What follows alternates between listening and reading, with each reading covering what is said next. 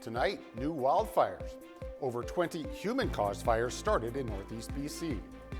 Sigh of relief. The fire that threatened Fort St. John is now being held. And Red Dress Day, a national day of awareness for missing and murdered Indigenous women and girls.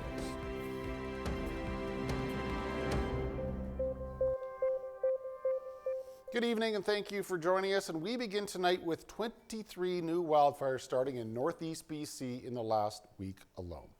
And the BC Wildfire Service saying there's not much in the way of relief for firefighters from Mother Nature. I'm going to see stronger winds and we have no real reprieve in the dryness. So things are going to remain windy, very, very dry with humidity in the single digits to teens, which is incredibly dry. So certainly ongoing potential for fires to start very easily and spread very quickly, specifically in the Dawson Creek, Fort St. John, and Fort Nelson zones, expecting increased fire activity. The majority of new fires have started in the Dawson Creek fire zone, 13 new wildfires in the last 7 days. Now, most of them are under control or being held. One fire west of Chetwynd is still burning out of control.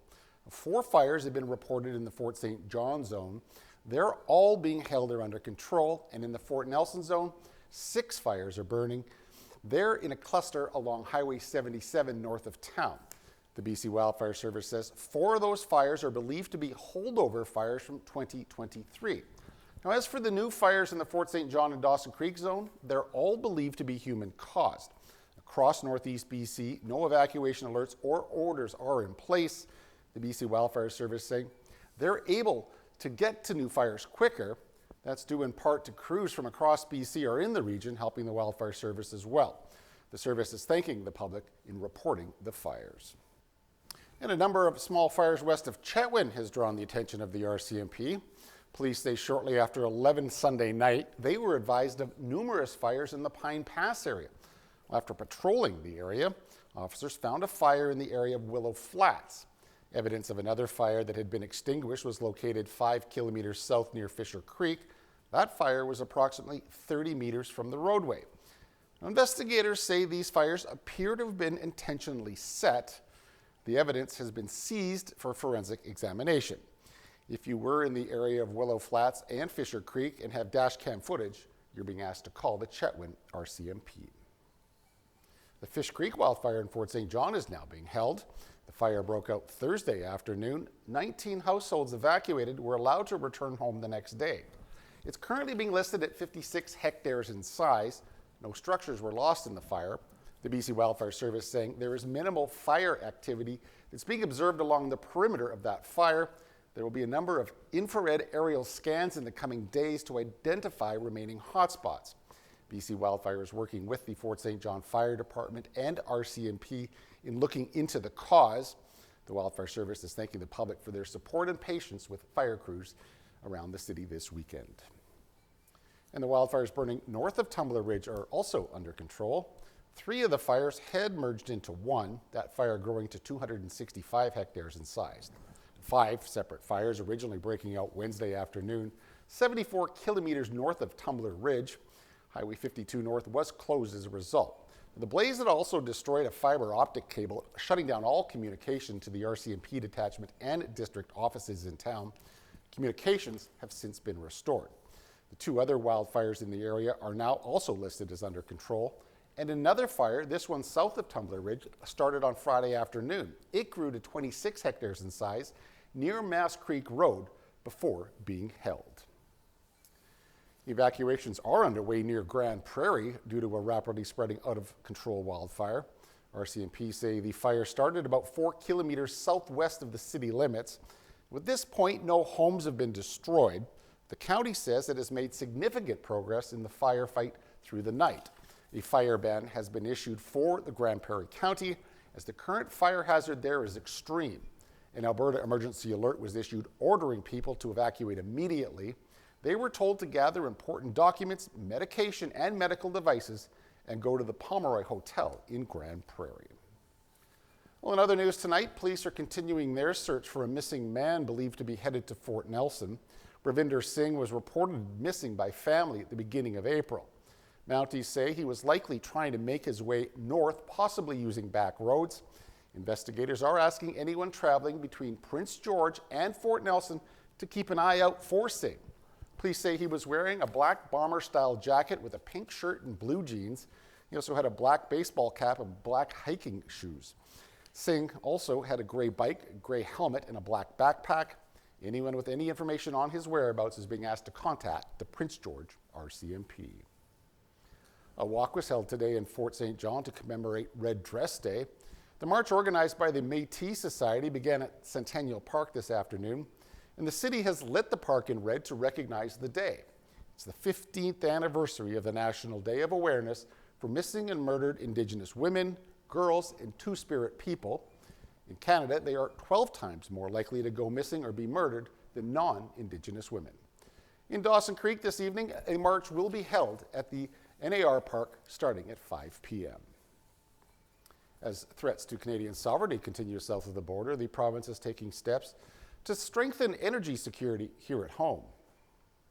Now more than ever, we have to ensure that we are using our economic advantages that we have here in British Columbia to support a Canadian-wide project to ensure that our country can stand on our own 2 feet, reduce our reliance on the United States. We want to do that in a way that protects our Canadian values as well, ensuring that we're protecting our environment for future generations, ensuring that we're doing this in a sustainable way and in a way that will grow prosperity for future generations, not take it away.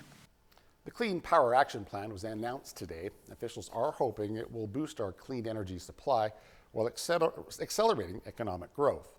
The plan includes a second call for power, with the goal of powering more than 500,000 more homes with clean electricity. This follows BC's first call for new energy sources last spring that resulted in 10 new renewable energy projects being approved by the provincial government. A woman who alleges she was assaulted by 5 former members of Canada's World Junior Hockey team testified in court today. Demonstrators supporting the woman gathered outside the courtroom in London, Ontario. Inside, she identified that after having consensual sex with Michael McLeod, he invited his teammates into the hotel room where the assault took place. She told the court she was scared, at times in tears. She felt she had to go along with what they wanted in order to leave safely. All 5 of the men are charged with sexual assault. McLeod faces a second charge of party to the offense. They've all pled not guilty. To Ottawa, where the Federal Conservative Caucus is looking to plan a path forward following last week's election results. While the party was able to expand the popular vote, leader Pierre Poilievre lost his seat. Despite finding a potentially safe riding to run in a by-election, many wonder if he will be able to stay on as leader. CTV's Judy Trin reports. On Tuesday morning, the Conservative Caucus will meet in Ottawa to decide whether or not they will trigger a leadership review. They will also choose an interim leader. Meanwhile, Pierre Poilievre is trying to shore up support in rural Alberta. Photos posted to social media show Pierre Poilievre meeting with Conservative MP Damien Couric and his constituents. Couric is stepping aside so Poilievre can run in the riding of Battle River Crowfoot. Poilievre said on X that people in these communities feed and power our country. It'll be an honor to work for their support. After losing his seat in an Ottawa riding, Poilievre will have to convince his 143-member caucus they should keep him on as leader. Right now, there's wide support behind Poilievre, but some analysts say MPs should vote to trigger a leadership review to hold party leaders accountable. I think it's really, really important for parties to start invoking the Reform Act, regardless of whether they're in government, regardless of whether they won or lost the last election. This is a piece of legislation that allows MPs to take some power back from party leaders. We are also getting a better sense of how much a by-election will cost once it's called. There are more than 85,000 people registered to vote in Battle River Crowfoot, which is spread out over a large geographic area. According to Elections Canada, the cost of a by-election is about $16.21 a voter. That means the bill for a new round of votes will hit at least $1.38 million. The earliest a by-election can be held is later this summer. That means it's unlikely we'll see Pierre Poilievre leading the opposition until the fall sitting of Parliament. Judy Trin, CTV News, Ottawa. And after a disappointing 2025 election, Canada's New Democratic Party is set to select a new interim leader. The NDP National Council is meeting tonight to select a new face for the party.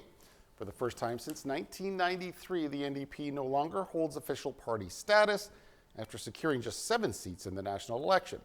Of the 7 NDP candidates with seats in Parliament, only 3 are from BC. Tonight, input from the party's caucus will determine who leads the charge for the New Democrats in the future. And Prime Minister Carney will be at the White House tomorrow. It'll be his first in-person meeting with Donald Trump. The U.S. president's tariffs are due to be the focus of the talks, and today, Trump was asked about his expectations for tomorrow's meeting.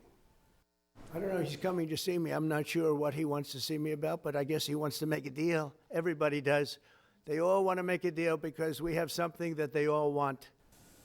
Well, that's video of Carney arriving at Andrews Air Force Base in Maryland this afternoon. Canada's delegation also includes the Minister of International Trade, the Foreign Affairs Minister, and the Minister for Public Safety. They will meet tonight with Canadian and American business leaders before tomorrow's White House visit. Carney says he wants to address the broader relationship between the two countries with Trump as well as the tariffs. The PM has said his expectation is that the discussions will be difficult yet constructive. Yesterday, Trump said he'll always talk about Canada becoming the 51st U.S. state and said he expects the topic will come up during tomorrow's meeting with Carney. Canadian veterans from the Second World War are overseas tonight. It's been 80 years to the day after the liberation of the Netherlands. CTV's Andrew Johnson has more. To the Dutch, they are conquering heroes, even 80 years later. One photo, please. 101-year-old General Richard Romer was then a 21-year-old Canadian fighter pilot, part of the final push to free Holland from Hitler's grasp. Today, he's soaking in the gratitude. Time has not diminished. I was thrilled by it, and just delighted because they were there for Canada, because they love Canada, and Canada was the main country involved in liberating them. The Freedom Parade through the streets of Wageningen started in front of this hotel where a Canadian general secured the German surrender that ended a 5-year Nazi occupation. It was one of Canada's greatest moments of the war, but close to 8,000 Canadians sacrificed their lives, which is why Romer Good afternoon. and the 24 other Canadian veterans in the Dutch Freedom Parade are being received with so much respect. Yesterday, in a powerful moment, poppies were dropped from the sky at a Canadian war cemetery as Dutch children said each soldier's name out loud and placed 2 roses on each grave. It's been a reception the Governor General says is emotional to take in. Both an inspirational and a bit of sadness and hope. There's hope. You know, people have fought for our freedom, and this is just an indication that we will never forget that. Our freedom came at a very big price. It has been quite a trip for these veterans who will now head back to Canada feeling the love of an entire nation that, even after 80 years, has not forgotten the Canadian sacrifice and courage that helped end the Second World War in this country. Andrew Johnson, CTV News, Wageningen, the Netherlands. To the Middle East now, where Israel's security cabinet has approved a plan to expand its military offensive against Hamas. And the plan includes capturing all of Gaza and holding the territory. Israeli officials say the plan was approved in a vote by cabinet ministers this morning. The details were not formally announced, but Prime Minister Benjamin Netanyahu said people in the enclave will be moved for their own protection. Human rights groups have warned in the past that forced displacement of Palestinians could amount to a war crime.